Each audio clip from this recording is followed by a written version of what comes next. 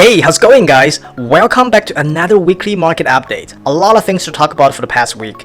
In this video, I will cover some important developments in the stock market, along with the bond market and the US dollar. Also, I will cover one extremely important topic that matters a lot to the stock market. And what is the best macro investment opportunity that we're having right now in such an economic environment. So please make sure you watch the entire video until the end and don't miss out anything, because there's tons of value in this market update. Alright, let's get started. The stock market just had another strong week. S&P 500 was up 3% for the week. Nasdaq was up 1.5% despite some negative news against the big tech companies. But the most important stock market chart this week is the Dow Jones Index weekly chart. The Dow officially retraced back and closed above the 61.8 Fibonacci retracement level. That means for the first time since the COVID-19 crash, the three major indexes of the US stock market have all broken the historical resistance level and closed above it. This seems like a really bullish signal for the stock market. But that's just the price action level. If we break down the underlying macro financial environment, we will see some really interesting mixed signals. Let's take a look at some bullish signals. First, apart from the price, the S&P 500 also had a strong volume spike on Friday. The last time we saw this level of volume was back in March, and the volatility still remains below the key level of 31. A strong volume without driving up the volatility is the classic sign showing that there are more and more investors are loading up their stock positions with a stronger conviction. Whenever you analyze the price actions, it's always good to analyze the volume and the volatility along with the price together. Think of this way. If the price shows you the market moves from point A to point B, then the volume will tell you how did this market move from A to B. And the volatility will tell you how much risk is involved when the market moves from A to B. Alright, the second bullish signal is that the dollar is weakening, and that is good for stocks. As we can see on the US dollar index daily chart, the dollar has broken the triangle pattern support level and continues heading lower. That shows the Federal Reserve's quick response has temporarily stabilized the dollar squeeze. And it also shows that there are more investors are reducing their cash positions. Either way, a weak dollar is a good sign for the stock market. Alright, now let's take a look at some bearish signals. First, even though the dollar broke the triangle pattern and went lower, the 2-year yield is still in a tight consolidation, and even retested the lower bound of the range during the week.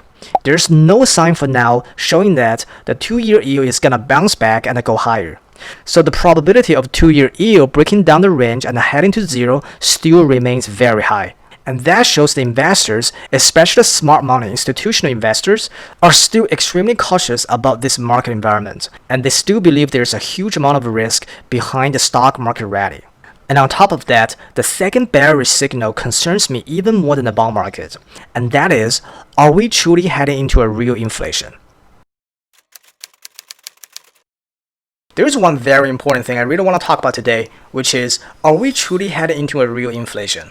First of all, if you are new to finance and economics, you need to understand one thing. A stable inflation is extremely important for the healthy economic expansion. And that would mean a healthy, sustainable bull market for the stocks. If we want to see a bull market for stocks that can last, we want to see a healthy inflation environment in the economy. Normally, in the US, the central bank's annual inflation target is around 2%. There are mainly two ways to create inflation: lowering down the interest rate and increasing the money supply. This year, after the COVID-19 crash, the Fed actually did both. They cut the interest rate straight to zero. They also printed almost $3 trillion to stimulate the economy. So just help you guys to put this number into perspective. The total sum of Federal Reserve balance sheet is at $7 trillion at this moment. That means the amount of money the Fed is going to inject to the economy this year is going to be the same amount as the entire money supply of US history combined. With all these crazy numbers, the normal logic would be, yeah, we're back in inflation for sure, and the stock market is going to make an all-time high. Yes, we do see the stock market has been in a strong rally since the Fed took the quick action. However, my analysis tells me that we are not back in a healthy inflation environment yet, and here is why. When it comes to analyzing inflation, we need to come back to its origin, the quantitative theory of money. Money is like any other commodities. If you increase money supply, it will reduce money's marginal value and increase the average price, which causes inflation. The formula we use in a quantitative theory of money is MV equals to PT. M is money supply. V is the velocity of money circulation, or the number of money changing hands in the economy. P is the average price level. This includes all the goods, services, and all the financial assets. T is the volume of transactions and the services. The whole idea of this theory is that the amount of money supply in the market multiplied by the velocity of money circulation should equal to the total spending in the economy. Alright, now let's take a look at how a normal inflationary environment should look like. In a healthy, stable inflation economy, money supply should be stable. Average price of the goods and the assets should increase at a stable inflation rate. And the volume of global trade transactions should go up at a stable pace too. That is how a healthy inflation economy should look like. If we use the formula, we should see that in order to make this happen, the velocity of money circulation should go up at a high rate. In other words, the number of money changing hands should increase in a healthy inflationary economy. However, the situation of 2020 is completely opposite. Let's take a look at this chart. This chart shows how the velocity of money circulation looks like in the past 12 years. As we know, from 2008 to 2020, these 12 years are the largest money expansion we've ever had in the US history. In total, the Federal Reserve printed $6 trillion out of $7 trillion on the balance sheet in the past 12 years. However, the velocity of money has been decreasing and it dropped almost 25% in the past 12 years. When the velocity of money decreases, it is a sign showing two very important facts. First, it shows that people are spending less and less money. Meanwhile, they are more willing to save and invest. Second, it shows that the global central banks in the foreign countries are accumulating more and more US dollars for their own currency expansion instead of spending it. Let's come back to the formula and see what is truly going on right now. First, we have a massive increase in money supply. Second, we have a decrease in money circulation. Third, due to the global pandemic lockdown plus the US-China trade war, we are having a big decrease in the volume of global trade transactions. Based on the formula, the average price of the goods and the financial assets have to go up. And that is exactly what is happening from 2008 to 2020. The stock market is making new high over and over again. However, now the question is it a real inflation? In the quantitative theory of money, it clearly says that with a low velocity of money, there will be very limited amount of money circulating in the economy. So no matter how much money supply is injected into the market, there will be no real inflation. If this is not a real inflation, then what exactly is it? A lot of people have the wrong impression that as long as the Federal Reserve prints helicopter money, we're gonna have inflation. They don't realize that there are actually two major drivers of inflation: the amount of money supply and the velocity of money circulation. In a real inflationary economy, we need to have a stable money supply, high velocity of money, stable price increase, and a high global trade volume. That's what we need. However, right now what we have is extremely high money supply, extremely low velocity of money, prices go up, especially financial assets prices go up a lot, and a decreased global trade volume. This creates an extremely dangerous and imbalanced economic environment called wealth concentration. Yes, we have massive money supply, and yes, we have the asset prices go up. But we are not creating a real inflation. What we truly create for the past 12 years are actually two things. First, at the individual level, we create a huge wealth gap between the top 1% and the rest of the 99%. And the more money the Federal Reserve prints, the wider this wealth gap will become.